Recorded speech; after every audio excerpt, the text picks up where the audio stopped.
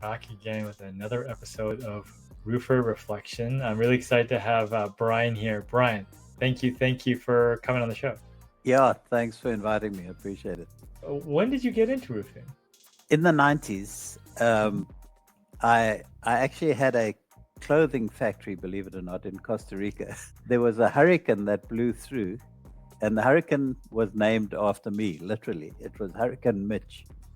We didn't exactly lose our business there, but that was when I realized I'm going to have to shut it down, my partner and I had to go get a job. And I got a job in roofing software, but estimating for roofing. So you were in the clothing business and you got into software. How did that work? Well, it was just because I needed a job. And one of the guys at our church said, well, we'll interview you. And then they said, well, we already hired someone, but the owner was interested in meeting me because he read my wife and I sailed to America from South Africa on a sailboat. And so he read our story and he said, well, I got to meet this guy. And so for the first time, they decided to hire 2 people at once. How long did that take you to sail over? 6 months. So your business got wrecked. You got into software estimating. How did it go from there? I was with a company called ServiceAdvantEdge, and I was started as a salesman. And when I left, I was the general manager of the company. One of the guys that I installed the software for contacted me one day and said, what are you up to? And I said, well, actually nothing, as it turns out. He said, I've always wanted you to work for me. Would you join us? And this was Greg Wallach at Best Roofing.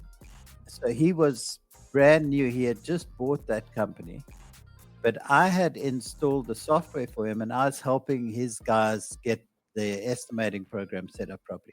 Greg had this roofing company he bought that was losing money. And we started, coming up with a way to grow it.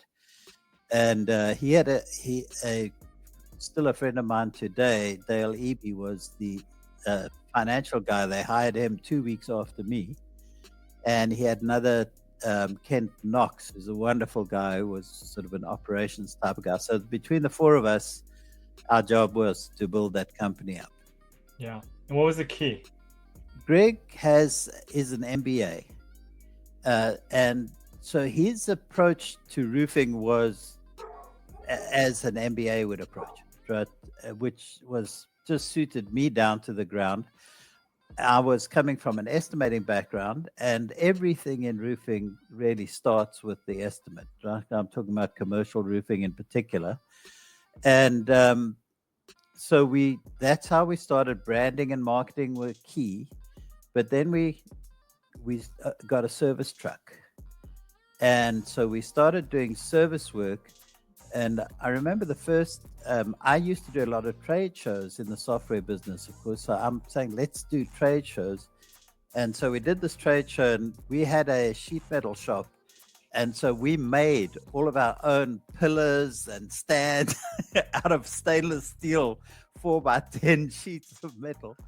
But we put this service truck on display at a trade show, and we got such an incredible response from government agencies and the turnpike and condos and what have you. And anyhow, so that side of the business grew, and fortunately that was the case because we hit the banking crisis of in the early 2000s. And the re-roof side of the business just dived, but the service side of the business grew. So that was kind of the story. Those were the early days. And what was awesome, though, is on the back end of that slump from the banking crisis, we had been doing service, and all of those pent up re-roof opportunities that had been delayed because of the financial market suddenly came about. And so the business just took off again. What have you been doing since? We do one-on-one training, but we also do a group training. So I developed 26 stages of a service project, believe it or not, but it's this very similar 26 stages on a re-roof project. So we teach one of those every week in a group setting. And then we have a peer group meeting as well. And that probably has been the most rewarding thing for me, because our peer group, we don't charge anything for it. The guys just come in and help each other. And the roofing business, for the most part, and I can almost say without exception, I've had great time in the roofing industry. I can't think of a guy I've got a problem with in the roofing industry. These are great guys who help each other. And so that's what we do for an hour. We help each other. It keeps us all current, on what's going on. And then we spend an hour doing a deep dive in one of our 26 stages.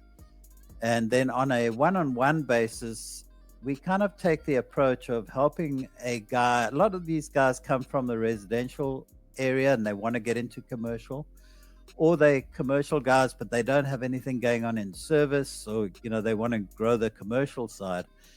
We take them through the structure of what their company should look like to handle commercial. What sort of tips do you have for people that, are, they're not in the roofing industry, but they're considering it? What could they do to get themselves started? Yeah, so I actually have just developed a course. I'm about halfway through it on getting into commercial, where we actually go right from the substrate. What's the deck type?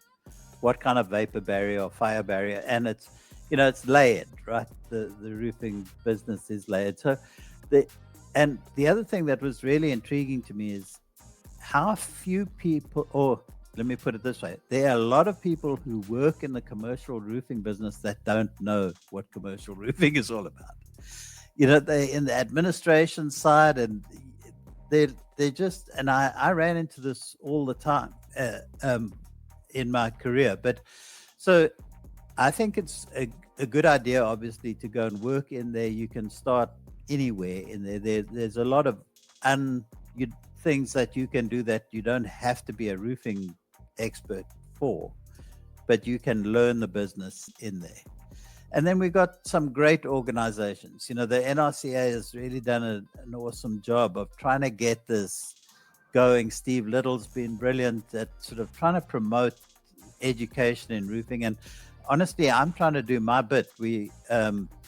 To help people understand what commercial roofing is all about. And I'm sure it's exciting because we're at the threshold of really turning this into a very professional industry.